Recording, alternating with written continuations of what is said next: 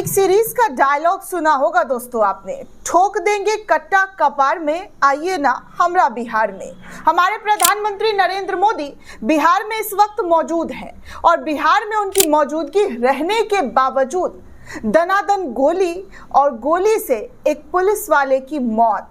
बिल्कुल सही सुन रहे हैं दोस्तों, प्रधानमंत्री नरेंद्र मोदी की रैली और रैली के बीच में खबर क्या आती है, दनादन गोलियां चलती है और गोलियों के बीच एक पुलिस वाले की मौत हो जाती है। ये है हमारा बिहार, जिस बिहार को बदलने की बात पिछले 20 सालों से सत्ता में रहकर चीख चीख कर हमारे प्रधानमंत्री नरेंद्र मोदी, हमारे मुख्यमंत्री नीतीश कुमार और ना जाने एनडीए के कई नेताओं के जरिए कहा गया, आश्वासन दिया गया कि बिहार में अब नो गोली, नो अपराधी, ओनली सिर्फ और सिर्फ मोदी मोदी, नीतीश नीतीश, यही सब चल रहा है। बस विकास की गंगा बह रही है। लोगों के लिए इतना काम किया है तो वोट काहे नहीं दीजिएगा भैया, हमको दीजिएगा वोट, जरूर दीजिएगा। इसीलिए तो दरवाजे दरवाजा, रोड रोड, चौक चौक, चौराहे चौराहे पर नेताओं के जरिए वोट मांगा जा रहा है। और वोट किस वजह से मांगा जा रहा है, तो जंगल राज को खत्म करने की बड़ी बड़ी दम्भ भरी जा रही है। चाहे रिपोर्ट बड़ी बड़ी आकर के क्या कह रही हो, कितने बड़े बड़े खुलासे कर रहे हैं, उससे कोई फर्क नहीं पड़ता। उन सबको मारा एकदम साइड में धड़ल्ले से। अगर आपको फर्क पड़ता है दोस्तों तो वो रिपोर्ट हमारे चैनल पर जाकर देख सकते हैं। हमने आपको बिहार में क्राइम रेट को लेकर, अपराधियों के मनोबल को लेकर एक बहुत बड़ी जानकारी, एक बहुत बड़ी खबर दिखाई है। आप यहाँ पर देख सकते हैं और लिंक भी आपको डिस्क्रिप्शन में मिल जाएगा कि एनसीआरबी ने क्या छापा है। अब आते हैं मोदी की रैली पर। इस वक्त हमारे प्रधानमंत्री जी, गृह मंत्री जी, रक्षा मंत्री जी, मुख्यमंत्री जी, सारे मंत्री जी बिहार में अपना बोरिया बिस्तर बांध कर पड़े हुए हैं। बोरिया बिस्तर छोड़िए, ये लोग बहुत अमीर आदमी, आने जाने में इनको कोई खर्च थोड़े ना। हम आप अगर प्लेन पे जाएंगे, हेलीकॉप्टर का खर्चा, मतलब एरोप्लेन का खर्चा मतलब बहुत ज़्यादा हो जाता है, तो हम लोग सोच समझ करके एक टिकट, वैसे भी टिकट एरोप्लेन वाला लेने में बहुत देर की बात है। ट्रेन में ही आप भीड़ भाड़ मारा मारी देख रहे हैं। सबसे पहले तो ट्रेन को ही पहले सही कर दीजिए, तो मतलब आपका बहुत बहुत शुक्रिया। आपको पब्लिक जो है बहुत दुआएं देंगी। रेल मंत्री जी से अपील है, जो आकर कहते हैं कि सब बढ़िया, सब चंगा है, कोई क्राउड नहीं, कुछ नहीं है, फलाना है, ढिमकाना है, लेकिन हकीकत क्या है, वो आए दिन छठ त्यौहार से लेकर दीपावली और दशहरा, तमाम त्योहारों में आप देख सकते हैं। और ऐसे भी आप आम दिनों में भी देखेंगे तो इतना ही रश होता है बिहार जाने वाली ट्रेन का और आने वाली, मतलब बिहार से तो हमेशा रश होता है, टिकट की मारामारी होती है, तो इस पर ज़रा ध्यान दीजिए। खैर, अब चलते हैं मोदी जी की रैली की बात करते हैं। आज दो रैली है हमारे प्रधानमंत्री जी का, एक छपरा में, एक मुजफ्फरपुर में दोस्तों। और इन दोनों जगहों पर बड़ी पुलिस की मुस्तैदी है, बहुत सारा एकदम सिक्योरिटी टाइट है। चलिए, इन दोनों जगह पर मानती हूँ कि प्रधानमंत्री जी हैं तो टाइट होगी ही रैली, उनके आने से तो मतलब हर चीज़ को सिक्योर कर दिया जाता है। लेकिन ये क्या दोस्तों, बिहार में चुनाव के बीच एक ऐसी खबर सामने आई है, एक ऐसी बड़ी खबर सामने आई है दोस्तों, जिसको देखकर सुनकर आप बोलेंगे कि वाकई अपराधियों ने अपराध करना छोड़ दिया है, क्योंकि अपराधी अब पुलिस को निशाना बना रहे हैं। आम लोगों को तो निशाना बनाया ही जा रहा था, लेकिन अब पुलिस इंस्पेक्टर को भी मार गिराया गया है। चुनावी रैलियों के बीच प्रधानमंत्री के ऐसी खबर, क्या इनकी सरकार, इनकी शासन, इनके सुशासन बाबू पर सवालिया निशान नहीं खड़ा करेंगी?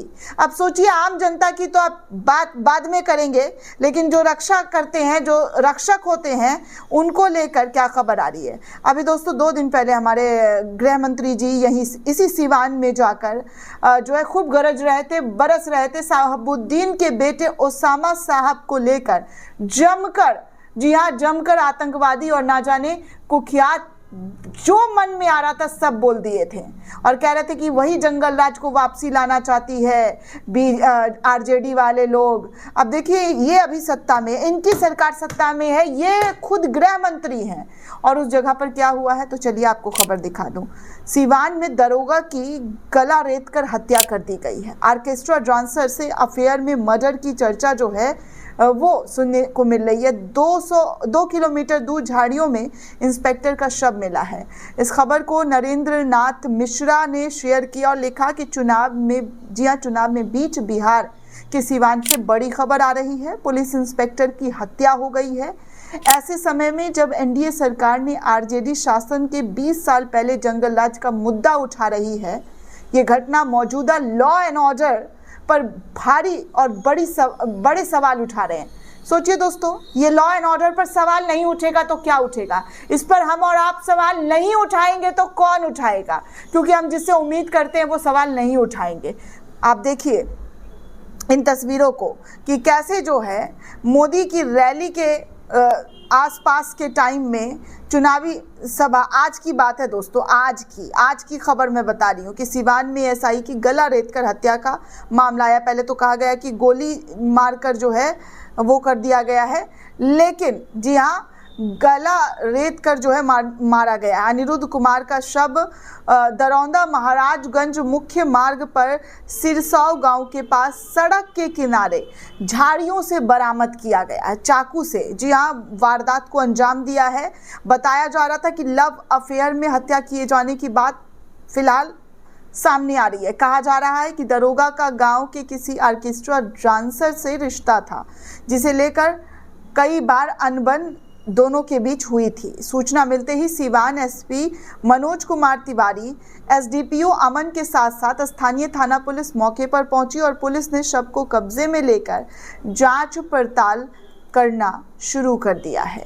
तो आप देखिए कि बिहार का क्राइम क्या है, बिहार में कैसे, जी हाँ, कैसे जो है कितने बड़े रूप में क्राइम को अंजाम दिया जा रहा है। और ये पहली बार नहीं है दोस्तों, जी हाँ, पहली बार नहीं है, बार बार हो रहा है। जिस बिहार को सुरक्षा देने की गारंटी हमारे मोदी जी के जरिए की जाती है, उस बिहार को कैसे सुरक्षा दिया गया है, ये भी आपको एक और बड़ी खबर के साथ दिखा दूं। कैसे जिस जगह पर मोदी जी की रैली थी आज मुजफ्फरपुर में, वहाँ पर एक कारोबारी के घर से 1 करोड़ के गहनों की चोरी हो गई है। आज की खबर है दैनिक जागरण ने, जी हाँ, दैनिक जागरण ने छापा भी है कि पर्व को चोरों ने अपने लिए एक अवसर का रूप दे दिया है। दुर्गा पूजा, दिवाली और अब छठ के अवसर पर गांव या किसी दूसरी जगह जाने वाले लोगों के घर चोर निशाना बनाते हैं।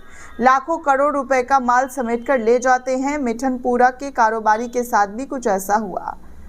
मतलब आप देखिए कि आपकी पुलिस नाकाम है, जनता को सुरक्षा नहीं दे पा रही है, तो आप चोर उचक्को और फलाना ढिमकाना ये करके आप कह दीजिए कि आपने मतलब ऐसा में वैसा हुआ है। अरे सीधे से कहिए ना कि आप लोग जो है, जी हाँ, आप लोग जो है जनता को सुरक्षा नहीं दे पा रहे हैं।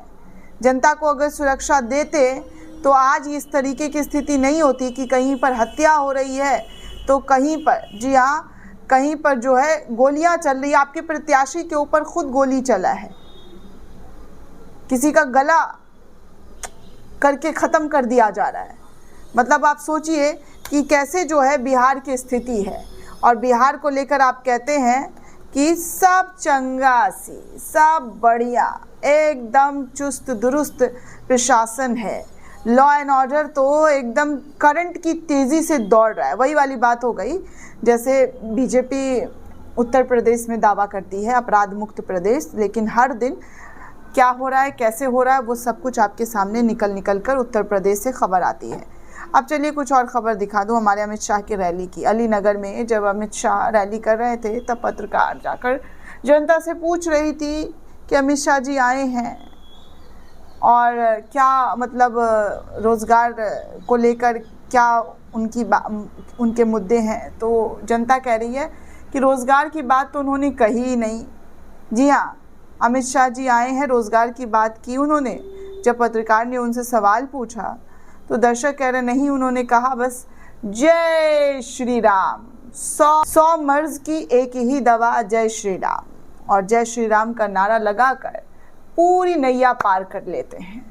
तभी तो आज जनता भी खुलकर अमित शाह को लेकर कैसे बयान दे रही है कि आए हैं लेकिन जय श्री राम बोलकर निकल चले हैं। क्योंकि यही इनका एक स्लोगन है और इसी स्लोगन को देखकर ये लोग खुश हो जाते हैं, देखकर कि जनता भी इसी स्लोगन से खुश हो जाएगी। आगे देखिए, एक और तस्वीर बिहार की ही आ रही है। सीआरपीएफ का एक जवान मंच से गिर गया, सम्राट चौधरी उठे और फिर अपनी कुर्सी पर वापस बैठ गए।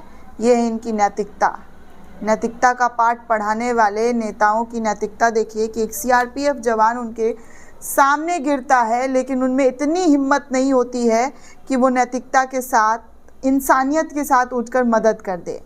ना बाबा, मदद तो छोड़िए, बस उठते हैं, कुर्सी संभालते हैं, फिर बैठ जाते हैं कि थोड़ा पैर वैर में दर्द ना हो जाए। ये है बिहार में इन नेताओं का चाल चलन, रुख, रवैया। दोस्तों, इस पूरे रिपोर्ट को लेकर आप क्या सोचते हैं, आपकी क्या राय है, हमें कमेंट करके ज़रूर बताइएगा। साथ ही साथ चैनल को ज़्यादा से ज़्यादा लाइक, शेयर और सब्सक्राइब करना बिल्कुल भी ना भूलें। शुक्रिया दोस्तों।